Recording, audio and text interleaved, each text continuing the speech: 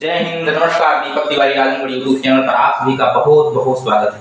हम इस समय जियोग्राफी में पढ़ा रहे हैं काष्ठ प्रदेश। काष्ठ प्रदेश अर्थात जहाँ पर चूना पत्थर की अधिकता होती है, यानी चूना की मात्रा जहाँ पर अधिक होती है वहाँ की भूमि कैसी होती है, उस भूमि के बारे में आज हम जानकारी दे रहे हैं। दोस्तों, आप लोग देखते होंगे जो गाँव वगैरह में लोग फुर्ती चूना खाते हैं, जब चूना में पानी मिलाया जाएगा तो बहुत जल्दी से वो पिघलता है।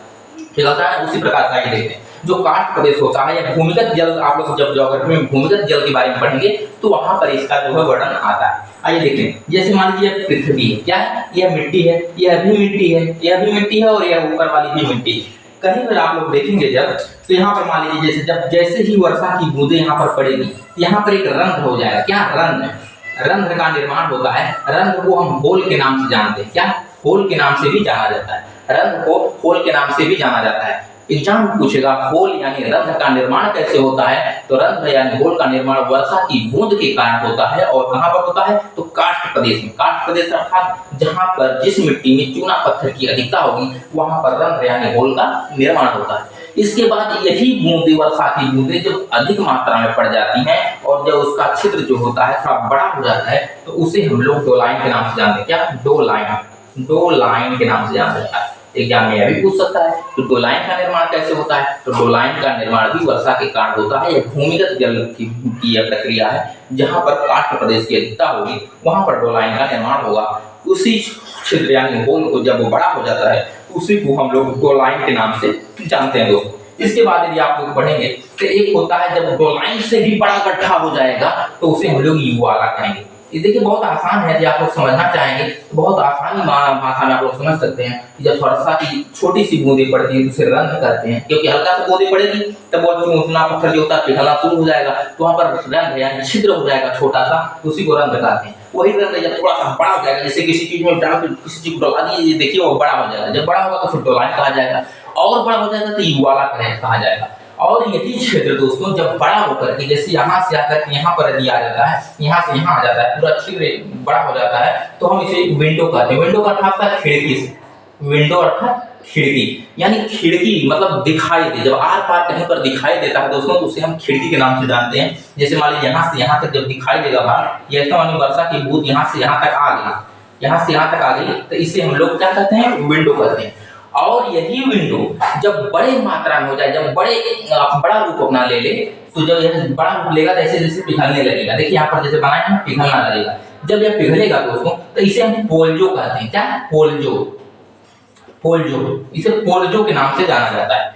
अब पोल्जो का निर्माण कैसे होता है? तो पोल्जो का निर्माण तब होगा जब विंडो जो है अपने रूप से थोड़ा विस्तृत आकार का रूप ले लेती है तो उसे हम लोग पोल्जे कहते हैं। यही पोल्जे जो जब ठगरा करके आकर के नीचे आकर के एक जगह एकत्रित रूप में मिट्टी और चूना पत्थर जब मिल करके एक नई मिट्टी का निर्माण कर देता है तो इसे कहा जाता है टेरोरोसा। एग्जाम में कभी कभी तो पूछ देता है टेरोरोसा क्या है। अरे टेरोरोसा भी एक प्रकार की मिट्टी है।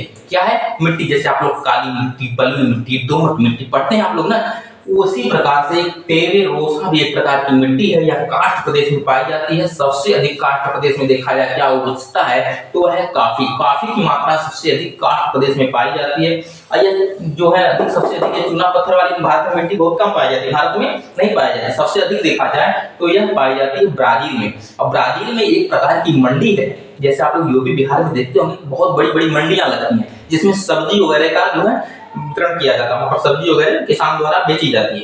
तो उसी प्रकार से ब्राजील में एक प्रकार की साओ पालो एक मंडी है जहां पर जो है कॉफी का जो है वहां पर वितरण किया जाता है। किसानों द्वारा कॉफी को बेचा जाता है उस मंडी में। उस मंडी का नाम है साओ पालो। यह कहाँ पाई जाती है? ब्राजील में पाई जाती है। इसके बाद आप लोग देखेंगे तो यहाँ से भी कुछ जल जा रहे हैं, यहाँ से भी कुछ जल जा रहा है। इसे कहा जाता है अंधी घाटी। इसका नाम क्या है? अंधी घाटी के नाम से जाना जाता है। अंधी घाटी। आप पूछा जाएगा कि अंधी घाटी का निर्माण कहाँ होता है, तो यह भी काष्ठ प्रदेश में होता है जो ब्राजील में पाया जाता है अधिकतर मात्रा में। यहाँ से भी देखिए कुछ जल रिसाव हो रहा है, जल का रिसाव हो रहा है। यहाँ पर देख रहे हैं इसे जल का क्या हो रहा है? यहाँ पे रिसाव हो रहा है। यहाँ लिख दे रहे हैं थोड़ा सा, जल का रिसाव। यहाँ से भी जल का रिसाव हो रहा है। अब इधर से जब पानी जाएगा तो इसे कहा जाता है अंधी घाटी। क्या कहा जाता है? अंधी घाटी कहा जाता है। और यहाँ पर जब ये पानी रिसेगा तो देखेंगे आप लोग, जैसे किसी गुफा में आप लोग गए होंगे तो वहां से जब पानी रिसता है तो यह देखेंगे मधुमक्खी के छत्ते के आकार का दिखता है। क्या? मधुमक्खी के छत्ते के आकार का दिखता है, जिसे ऊपर से ऐसे लटका रहता है। है कि नहीं, ऊपर से इसे लटका रहता है मधुमक्खी के छत्ते के आकार का। यही जो जल का रेशा है जब बड़े आकार में ले लेता है तो इसे कहा जाता है स्टेलेटाइट। क्या कहा जाता है? स्टेलेटाइट। स्टेलेटाइट टाइट के नाम से जाना जाता है, स्टेलेटाइट के नाम से। यही जब आकार इसका बड़ा रूप ले लेता है इसे स्टेलेटाइट के नाम से जाना जाता है। और जब यही स्टेलेटाइट गिर जाता है, नीचे गिर जाता है गुफा में, जमीन पे नीचे गिर जाता है और थोड़ा सा रहता है तो इसे हम लोग कहते हैं टूफे। क्या कहा जाता है? टूफे। इसे टूफे के नाम से जाना जाता है। यदि गिर जाएगा यहाँ पर तो टूफे के नाम से जाना जाता है। और थोड़ा सा बड़ा गिर जाए, इसका आकार थोड़ा सा बड़ा हो जाए, जैसे यहाँ से यहाँ तक थोड़ा बड़ा आकार गिर जाए तो इसे कहा जाता है स्टेलेमाइट। इसे देखिए याद रखने में बहुत परेशानी होगी आप लोगों को, लेकिन आप लोग याद रखिएगा स्टेलेमाइट। एक मिनट, स्टेलेमाइट, इसे स्टेलेमाइट के नाम से जाना जाता है। स्टेलेमाइट भी जब बड़ा हो जाएगा, जैसे स्टेलेटाइट गिर गिर कर जब बड़ा हो जाएगा, यहाँ से यहाँ तक बढ़ जाएगा तो इसे बताएंगे वो है कंदरा स्तंभ। क्या? कंदरा स्तंभ के नाम से जाना जाता है, कंदरा स्तंभ, कंदरा स्तंभ। और इसे जो पतला सकरा मार्ग होता है इसे कहा जाता है कंदरा, कंदरा।